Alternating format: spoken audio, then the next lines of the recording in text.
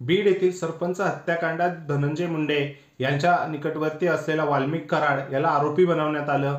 यांच्यावरती मकोकाही लावण्यात आला आणि त्यानंतर धनंजय मुंडे यांचंही नाव या प्रकरणात प्रकर्षाने आलं.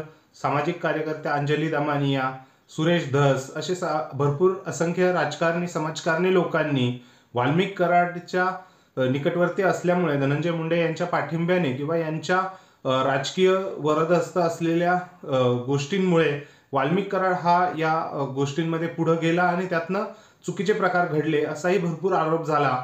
आता तिथून जी सुरुवात झाली आहे ती आता आली आहे धनंजय मुंडे कृषी मंत्री असताना झालेल्या गैरव्यवहाराप्रकरणी.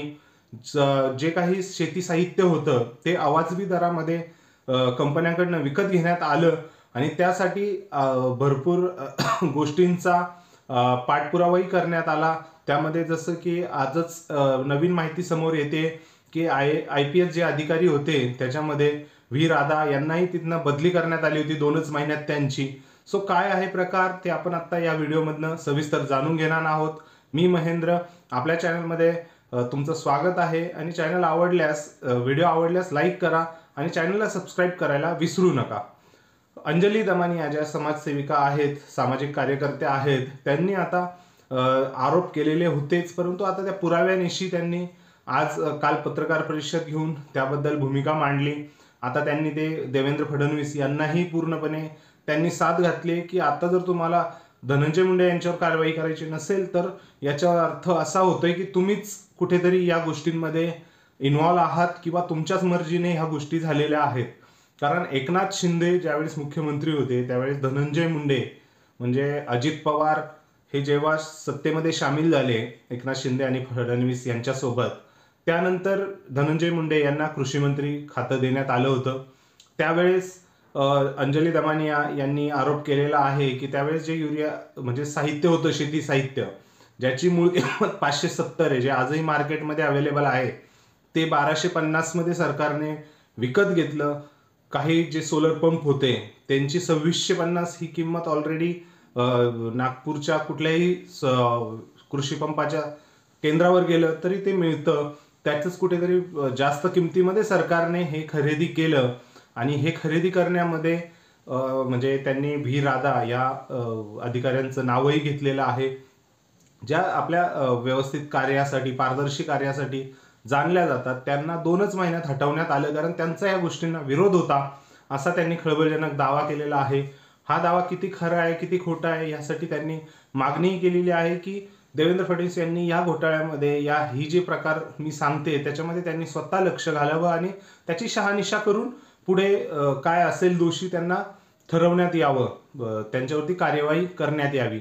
सो एकंदरीतच आपण जर बघितलं तर ह्या गोष्टी खूपच म्हणजे धक्कादायक दिसत आहेत. कारण 570 रुपयाला मिळणारी गोष्टी जी मार्केटमध्ये मिळते ती पण MRP वरती, आणि ती तुम्ही खरेदी केली कंपनीच्या आउटलेटमधनं एवढ्या बल्कमध्ये तर साहजिकच आहे कमी याच्यामध्ये यायला पाहिजे होतं. तरीही तुम्ही ती 1250 एवढ्या अवाजवी दरात घेताय विकत. आणि त्याच्यावरती धनंजय मुंडे यांनी सांगितलं होतं की कन्याकुमारीपासून इकडे सर्व रेट सेम असतात, असं काही नाहीये. आजच एका वृत्तवाहिनीने रियालिटी चेक केलाय तर त्यांनाही तिथे ती तफावत आढळून आलेली आहे. त्यांनी चॅनल्सवरती बातम्या चालवलेल्या आहेत. सो धनंजय मुंडे यांच्या कार्यकाळात काही गोष्टी घडलेल्या आहेत हे त्यांना मान्य करावंच लागेल. आणि नाही केलं तरी आता कुठेतरी फडणवीस आणि अजित पवार यांच्यावर आता दबाव वाढतोय. कारण हत्या प्रकरणात जरी वाल्मिक कराड यांच्या थ्रू धनंजय मुंडेंकडे जास्त त्या प्रकरणात ते वाचले असले, त्यांना अजित पवार आणि देवेंद्र फडणवीस यांनी त्यांना सपोर्ट केलेला असला तरी आता या घोटाळ्याच्या आरोपांमध्ये कितीपत त्यांना त्यांचा सपोर्ट करता येईल याबद्दल प्रश्नचिन्ह आहेत. कारण मला नाही वाटत की फडणवीस आणि अजित पवार आता या भ्रष्टाचाराच्या आरोपांमध्ये मागे पडतील धनंजय मुंडे यांच्यावर कारवाई करायला. आणि जर नाही कारवाई केली तर निश्चितच सरकारची जी प्रतिमा आहे भाजप सरकारची ही कुठे ना कुठे मळीच जाण्यास सुरुवात होईल. कारण आपण देवेंद्र फडणवीस यांचंही वाक्य ऐकलं वृत्तवाहिनीला त्यांनी दिलेल्या मुलाखतीत की काही गोष्टी लगेच करता येत नाही, राजकारणात हवे तसे निर्णय लगेच घेता येत नाही. हे जरी शक्य असले तरी ही परिस्थिती बनवायला तुम्हीच जबाबदार आहात असं मला प्रचंड परखडपणे मी मत मांडतोय.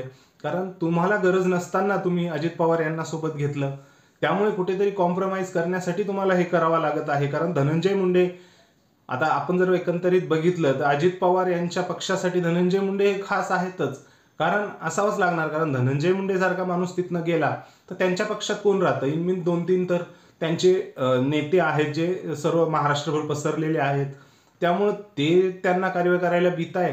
आणि त्यानंतर तुम्हालाही तुमचं राज्य आपण एकत्र घेतलंय, परत नको काही व्हायला म्हणून तुमच्याही मनात ते असेलच.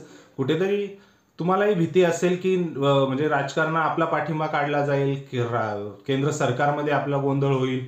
कारण केंद्र सरकारमध्ये नरेंद्र मोदी यांचं सरकार कुठेतरी काठावरच आहे. नितीश कुमार यांनी मेघालय मणिपूरमधनं पाठिंबा मागं घेतलेला आहे. सो कुठेतरी ही भीती असताना देवेंद्र फडणवीस ही कारवाईला आता कुठेतरी त्यांच्यावर दबाव आहे हे स्पष्टपणे मला वाटतंय. तुम्हाला काय वाटतंय ते कमेंट सेक्शनमध्ये कमेंट करून नक्की व्यक्त करा. आणि हो, आपल्या चॅनलला सबस्क्राईब करायला विसरू नका. धन्यवाद.